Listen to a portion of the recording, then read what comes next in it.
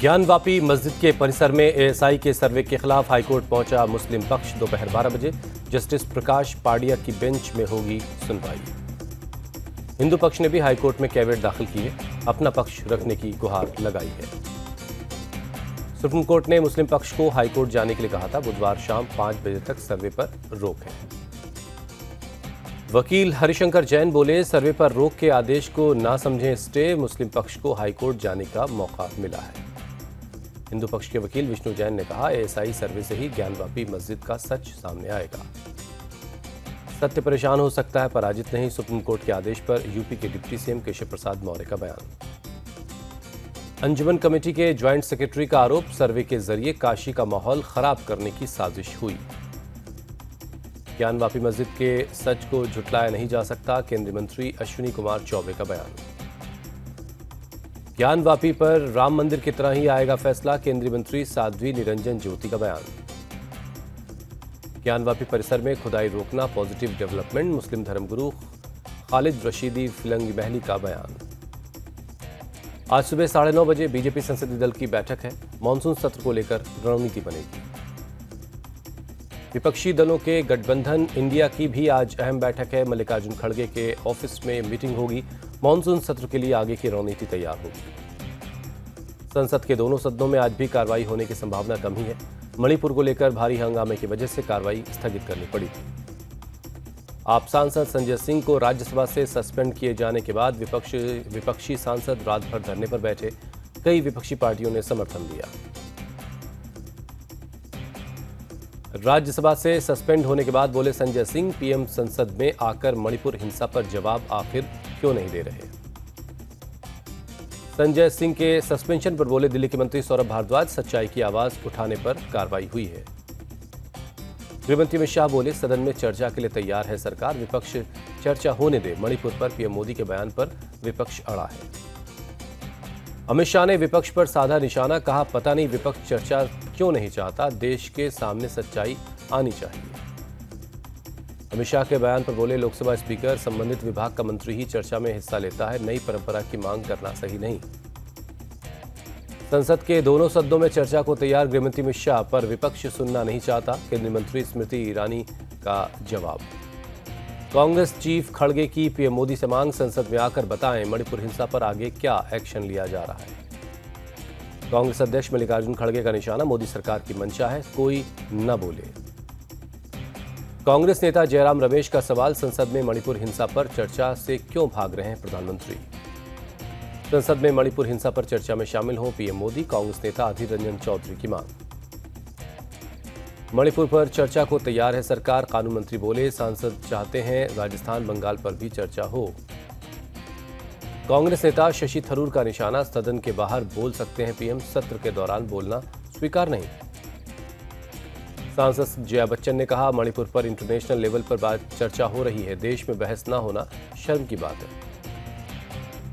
मणिपुर में 2 महिलाओं से बदसलूकी के मामले में 14 लोगों की पहचान हो चुकी है। पहले ही 6 लोग गिरफ्तार किए जा चुके हैं। रिपोर्ट के मुताबिक मणिपुर में मैतेई और कुकी समुदाय के पास करीब 3000 हथियार हैं। 6 लाख से ज्यादा बुलेट्स भी उनके पास हैं। मेघालय के तुरा में सीएम ऑफिस पर भीड़ ने किया पथराव, 5 पुलिसकर्मी जख्मी। पुलिस ने भीड़ को तितर-बितर करने के लिए आंसू गैस के गोले छोड़े। मुख्यमंत्री कॉनराड सांगमा गारो हिल्स में आंदोलनकारी संगठनों के साथ कर रहे हैं चर्चा। तुरा में शीतकालीन राजधानी के लिए भूख हड़ताल पर हैं आंदोलनकारी।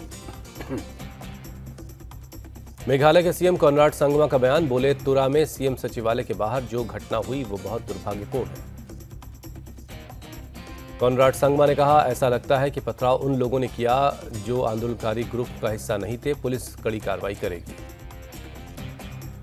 कॉनराड सांगमा ने घायलों को चिकित्सा भत्ता के रूप में 50,000 रुपए देने का ऐलान किया, बोले सारा खर्च सरकार उठाएगी। पीएम आवास पर आज शाम 6:30 बजे केंद्रीय कैबिनेट की बैठक है, पीएम मोदी करेंगे अध्यक्षता। पीएम मोदी अब एनडीए के सांसदों के साथ बैठक करेंगे। 10 ग्रुप बनाए गए हैं। आज यूपी और पूर्वोत्तर के सांसदों के साथ बैठक है। 27 जुलाई को पीएम मोदी राजकोट के नए हवाई अड्डे का उद्घाटन करेंगे। प्रोग्राम से पहले एयरफोर्स ने हवाई अड्डे पर लैंडिंग और टेक ऑफ का परीक्षण किया। महाराष्ट्र कांग्रेस नेता पृथ्वीराज चौहान का बड़ा दावा, 10 अगस्त के आसपास सीएम बन सकते हैं अजित पवार। महाराष्ट्र के डिप्टी सीएम देवेंद्र फडणवीस ने अटकलों को दिया विराम, कहा एकनाथ शिंदे ही सीएम रहेंगे। महाराष्ट्र कांग्रेस चीफ का किसानों की अनदेखी का आरोप, शिंदे सरकार ने फसल खराब होने पर मुआवजा नहीं दिया। बर्खास्त मंत्री राजेंद्र गुढ़ा ने राजस्थान विधानसभा में लहराई लाल डायरी, जमकर हंगामा हुआ, स्पीकर ने सदन स्थगित किया। राजेंद्र गुढ़ा और मंत्री शांति धारीवाल भी में हुई बहस, हाथापाई की नौबत आ गई। रफीक खान ने बीच बचाव कर माहौल ठीक कराया। सदन से बाहर निकालने पर बोले राजेंद्र गुढ़ा, 50 से ज्यादा लोगों ने लात घूसे मारकर बाहर किया। राजेंद्र गुढ़ा का बड़ा आरोप, लाल डायरी में विधायकों की खरीद फरोख्त का हिसाब है। मंत्री शांति धारीवाल का पलटवार, लाल डायरी बीजेपी और राजेंद्र गुढ़ा की साजिश है, वो विपक्ष के हाथों में खेल रहे। नेता प्रतिपक्ष राजेंद्र राठौड़ बोले, लोकतंत्र शर्मसार हुआ है, किसी को बोलने नहीं दिया जा रहा। केंद्रीय मंत्री गजेंद्र सिंह शेखावत का सीएम गहलोत से सवाल, लाल डायरी में ऐसा क्या है जिससे सरकार में बेचैनी है। बीजेपी सांसद राज्यवर्धन सिंह राठौर का अटैक, राजस्थान में सिर्फ कुर्सी बचाओ योजना चल रही है। राजस्थान कांग्रेस प्रभारी सुखजिंदर सिंह रंधावा की पीएम मोदी पर विवादित टिप्पणी, कहा मां अच्छे संस्कार नहीं देती तो बेटा पीएम जैसा बन जाता है। रंधावा के बयान पर स्मृति ईरानी का कांग्रेस पर अटैक, बोली ऐसे नेताओं को बढ़ावा देता है गांधी परिवार। यूपी में एसपी आरएलडी गठबंधन को बड़ा झटका, 4 नेताओं ने लखनऊ में बीजेपी ज्वाइन की।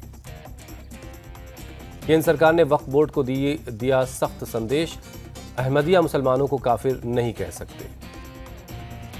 केंद्रीय मंत्री स्मृति ईरानी ने कहा, देश का कानून वक्फ बोर्ड को काफिर बोलने की इजाजत नहीं देता, संविधान और एक्ट ऑफ पार्लियामेंट के खिलाफ है। अहमदिया मुस्लिम को लेकर जमीयत उलमा हिंद का बयान, दुनिया में कोई भी उन्हें मुसलमान नहीं मानता। दिल्ली के गीतिका सुसाइड केस में आज आएगा फैसला, इस केस के मुख्य आरोपी हैं हरियाणा के पूर्व गृह राज्य मंत्री गोपाल कांडा। एनएसए अजीत डोवल ने जोहान्सबर्ग में फ्रेंड्स ऑफ ब्रिक्स मीटिंग में हिस्सा लिया, साइबर सुरक्षा के मुद्दे पर विस्तार से चर्चा हुई। मीटिंग में ब्रिक्स के अलावा बेलारूस, ईरान, यूएई समेत कई देश शामिल हुए। एनएसए डोवल ने कहा, भारत हमेशा ग्लोबल साउथ के साथ मिलकर काम करने के लिए तैयार है। दिल्ली में बीजेपी अध्यक्ष जेपी नड्डा से मिले नेपाल का डेलीगेशन, पार्टी के काम करने के तरीके को समझा। गुरुग्राम में हेली हब बनाने की योजना बना रही है हरियाणा सरकार, राज्यसभा में ज्योतिरादित्य सिंधिया का लिखित जवाब। झारखंड में बांग्लादेशियों के घुसपैठ पर गवर्नर ने जताई चिंता, कहा सीएम से इस मसले पर बातचीत हुई है। जम्मू कश्मीर के डीजीपी दिलबाग सिंह का बयान, पाकिस्तान ड्रग्स पेडलिंग का काम कर रहा है, कई मामलों में कार्रवाई भी हुई है। दिल्ली में G20 समिट के लिए आईटीपीओ कॉम्प्लेक्स तैयार, 26 जुलाई को होगा उद्घाटन। सतीश धवन अंतरिक्ष केंद्र से 30 जुलाई को लॉन्च होगा PSLV C56, 6 उपग्रहों को साथ लेकर जाएगा। संसद भवन में भारतीय वन सेवा के ट्रेनी अधिकारियों से मिले उपराष्ट्रपति जगदीप धनखड़, कहा कोई भी व्यवस्था अनुशासन और मर्यादा के बिना विकसित नहीं हो सकती। बंगाल सरकार को सुप्रीम कोर्ट से झटका, रामनवमी पर हुई हिंसा के मामले में एनआईए जांच रोकने से किया इनकार। सुप्रीम कोर्ट के फैसले के बाद बदला सुर, टीएमसी सांसद डोला सेन ने कहा सुप्रीम कोर्ट के आदेश का पालन करेंगे। सुप्रीम कोर्ट का असम में परिसीमन रोकने से इनकार, कहा चुनाव आयोग को रोकने का आदेश नहीं जारी करेंगे।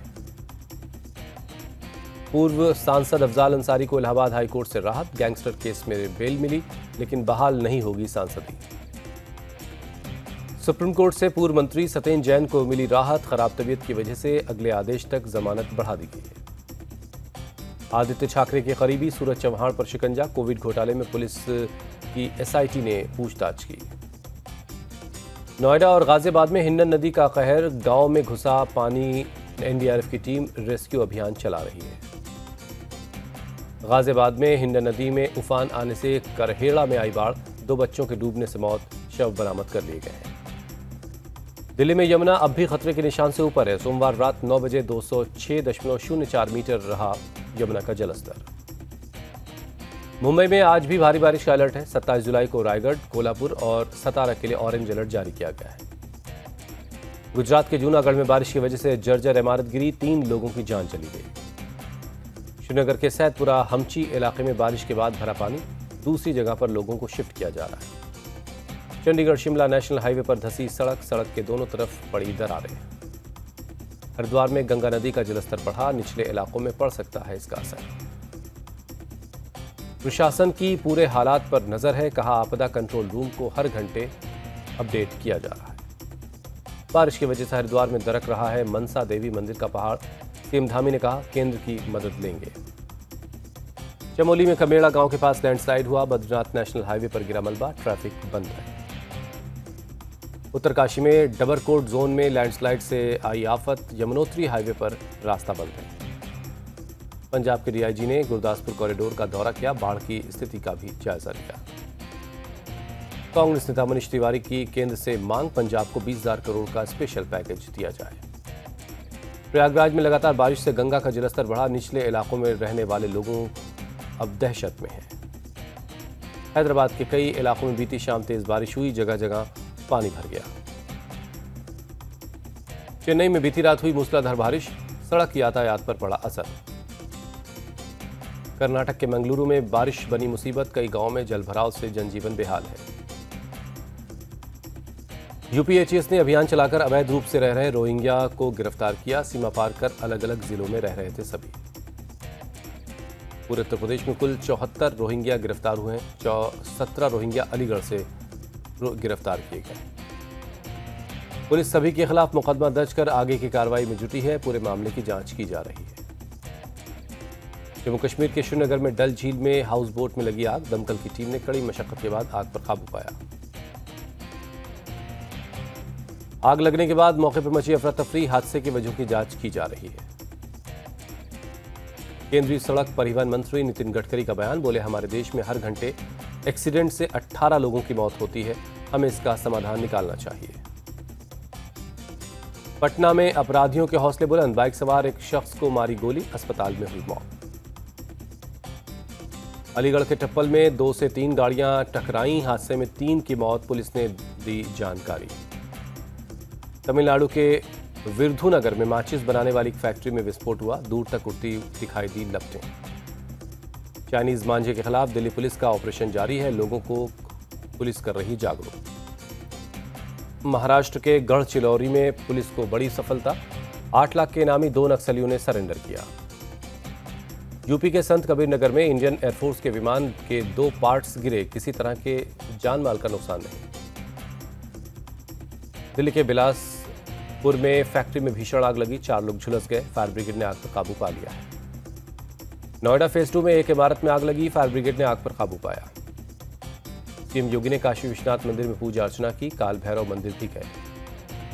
मैनकाइंड फार्मा ने दुबई की बुर्ज खलीफा पर दिखाया अपना शानदार सफर, कंपनी का फोकस सस्ती और हाई क्वालिटी मेडिसिन लोगों तक पहुंचाना है।